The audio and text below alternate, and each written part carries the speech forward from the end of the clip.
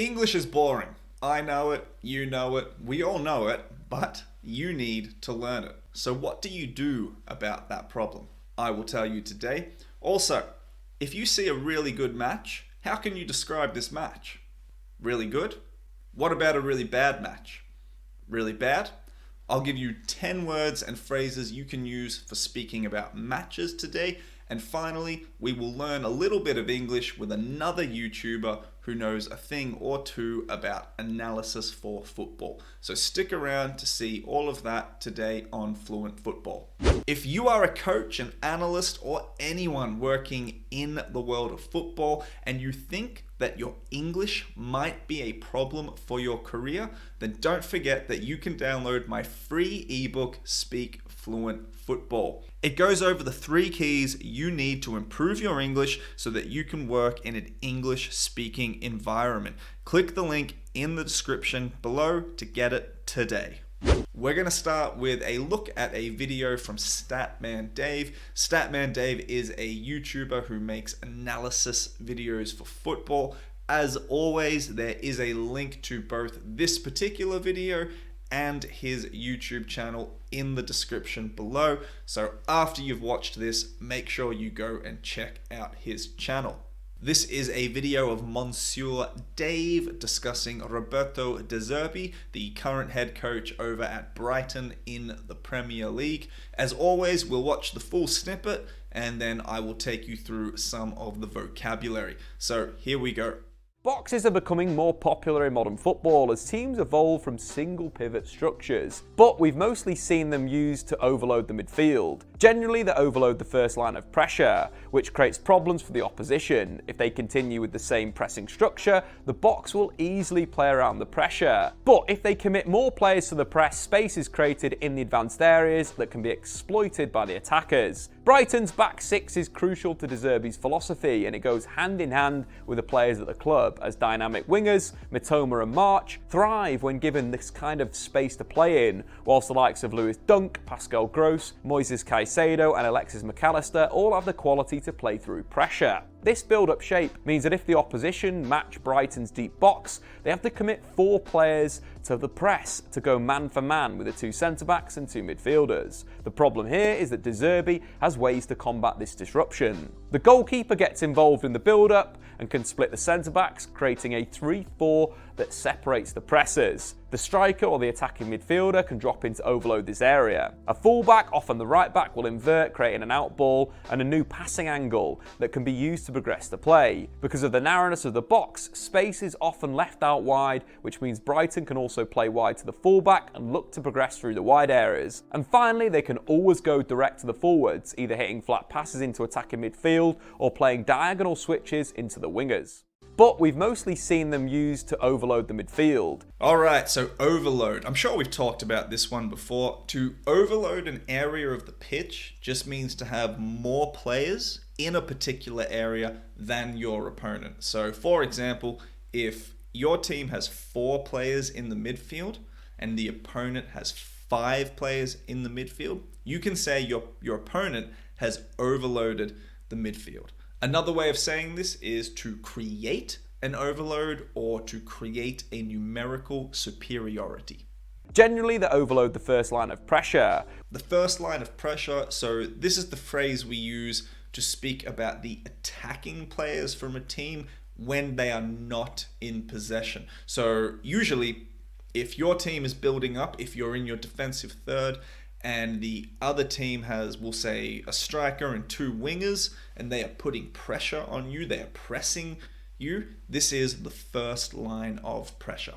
But if they commit more players to the press, commit players to something means to have players focused or concentrated on a particular action. So if we go back to the example of the first line of pressure, the striker and the 2 wingers, they are committed to pressing you, or they're committed to pressing the opposing team. It's important to note that if you are committed to something, it means you can't do something else. So an example outside of football, we would say when you get married, you are committed to your wife or committed to your husband. You can't have a relationship with another woman or another man.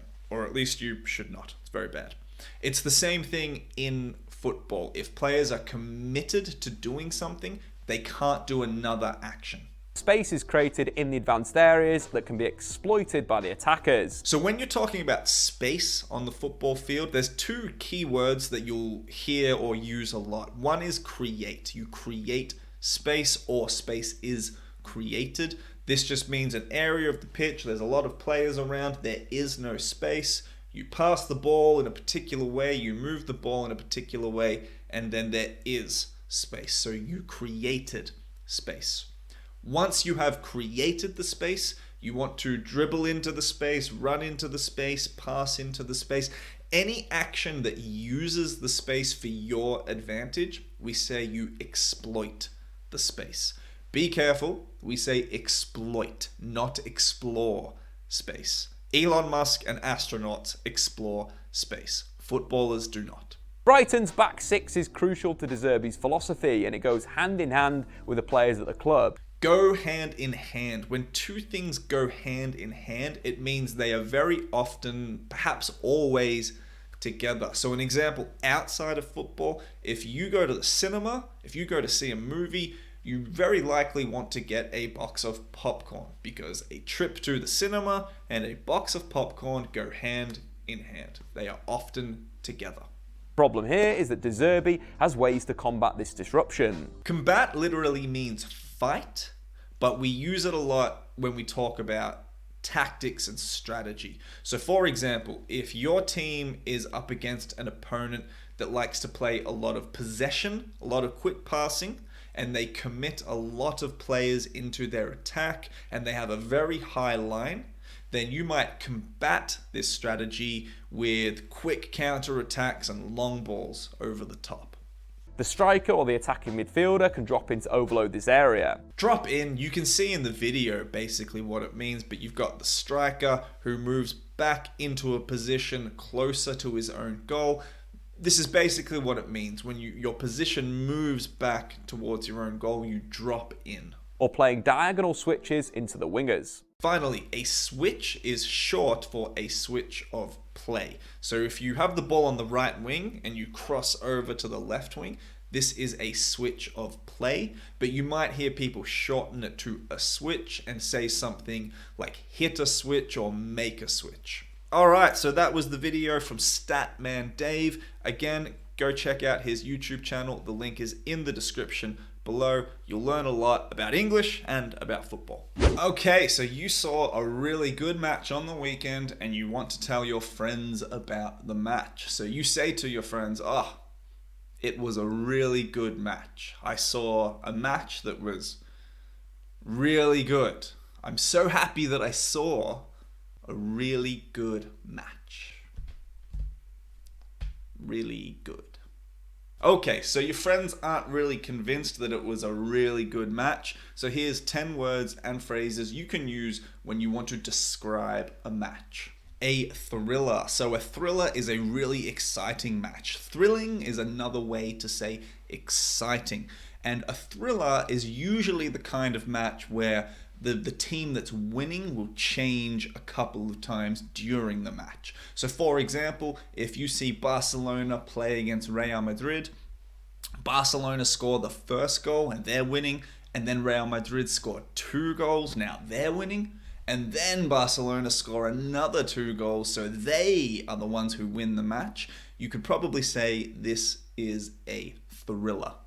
A comeback or a dramatic comeback. So quite often a thriller involves a comeback. This is where one team was losing, but then they managed to score enough goals and win the match. For example, when Liverpool played against Barcelona in the Champions League a couple of years ago, they lost the first match, I think 3-0, and then they won the second match 4-0, I believe. It was something like this. So you could say they made a comeback. And if you want to really emphasize how big and how strong that comeback was, you can say they made a dramatic comeback. To snatch victory from the claws of defeat. Quite often when you have a comeback, you will hear this phrase. So just to explain, snatch means to take, but it's very aggressive. You take something very aggressively. Claws are what big scary animals like lions, bears, tigers have on their hands and their feet. They scratch big sharp claws for scratching. So we use this phrase to say that a team was in a very bad, very dangerous situation, but somehow they found a way to win and they got the victory. So if we go back to our previous example of Liverpool and Barcelona, we could say that Liverpool were losing, but they managed to snatch victory from the claws of defeat. A match of two halves. This one's strange because all matches are two halves. That is quite literally what a half means, one of two. However, what we really mean when we say this is that there is a match or a game where both halves are very different. So again, it might involve a comeback. If you take a match where in the first half, one team were losing, they're not playing very well, and they go down maybe 1-0, 2-0, but in the second half, they change their strategy, they make a couple of substitutions, and they play very differently, they play very well, and then they win the match. You could say this is a match of two halves. The halves were very different. A goal fest. This is a great, very simple phrase. Just means a match with a lot of goals. So if you see a match 4-3, 5-1, 2-4, whatever, a lot of goals, this is a goal fest. A snooze fest. Snooze means sleep, particularly because you are bored. You snooze if you are bored. So a snooze fest is a match that probably has no goals and probably does not even have any attempts at goal, or not many attempts at goal.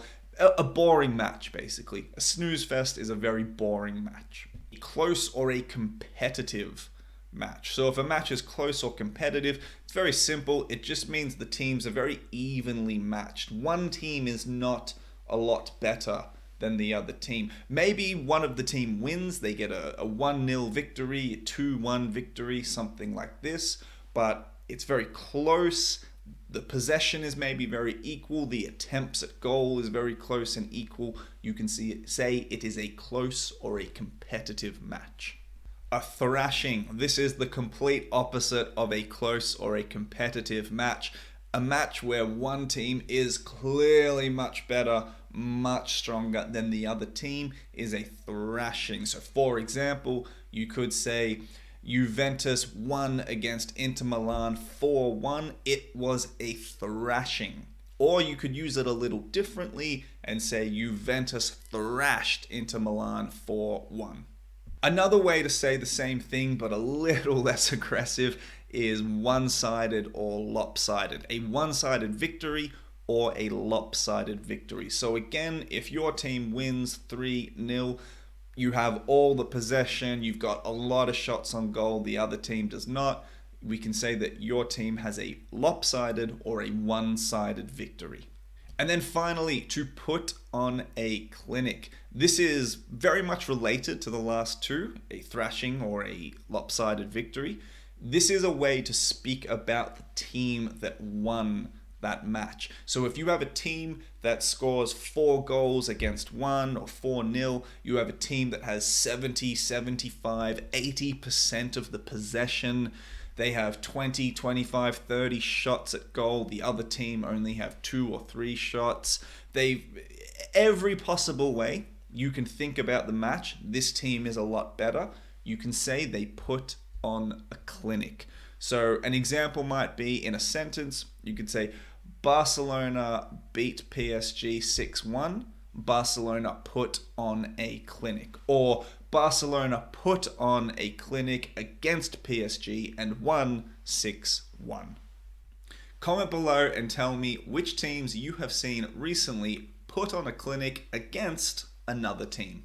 So my tip for the day deals with another problem that a lot of people have when they are learning English. You know this problem. You get very focused, you get very motivated, you decide, I am going to learn English. I am going to learn to speak fluent English. However, very quickly you run into a little problem, or quite a big problem. You know this one very well. The problem is that learning English or learning any language is incredibly, astoundingly boring. It really is. It's not fun. Just to demonstrate, nobody says, I want to learn English. They say, I want to speak English. Nobody wants to learn a language. They want to speak a language. It's the same thing when you go to the gym. I would love to be ripped and shredded like Brad Pitt in Fight Club, but I don't want to go to the gym and starve myself every single day. But I want to look that way. You know, same thing here. You want to speak the language. You don't want to learn the language. The fact is, it really is one of the most boring things you can do with your time. Now, I say that to people, and people will often say, well, no, Matt, there are many more boring things you could do. For example, you could paint the walls of your house, and then you could watch the paint dry. And to which I say, well, maybe that's more boring, but what you could do is paint the walls, paint one wall green, one wall red, one wall blue, for example, different colors. You choose the colors, I don't mind. And then you could watch and see which color dries fastest and which color dries slowest. So you see, you can create a competitive element between the paints, and it becomes much, much more interesting than learning a language. So I've made my point. We agree. Learning a language, studying English, it's the most boring thing you can possibly do with your time. The question becomes, what do you do about that? Because it's difficult to spend a lot of time doing something that you find boring. So I have one word that I think is very important when dealing with this. That word is routine. Routine. You need a routine to improve your English. It could be 20 minutes a day. It could be 1 hour a day. It could be 30 minutes twice every second day. I don't know. It's up to you. You need to find a routine that works best for you. As an example, for me, I currently learn French, and I spend about 30 to 45 minutes every day practicing my French. I do it second thing in the morning. I get up, I do a little bit of exercise, very light exercise, just to make my brain work, and then I study my French. The reason I do it so early in the morning is that way it's done. It's finished. It's gone. I don't need to worry about it anymore. Now, you might disagree that learning a language is the most boring thing in the world, but a fact for many people is that it is very difficult to commit a lot of time because they don't find it interesting. However, you want to speak English to a high level, you want to speak English very well for your career, for your work, you need to put in the time. So you need to create a routine. It's very important. It's something you should do. So that's my big tip for you. Okay, start small. You can start with just a couple of minutes in the morning every day. I think the morning is the best. This way, like I said, you get it out of the way and it's done and it is completed. That is my big tip. If you make it regular, you will see improvements, and this will make the whole process a lot easier. So that's my big tip for today. Get yourself a routine. All right, today's question. So we just spoke about how learning English is not the most interesting thing in the world. So my question for you, why? What is it about learning a language that you dislike the most? Is it the fact that it's boring, or is there something else that you dislike about learning a language? I'd like to know what you think, what you have to say, so please put it down in the comments below. Thanks for watching, guys. If you found this useful and not too boring, please hit the like and subscribe buttons, and I'll catch you next time on Fluent Football.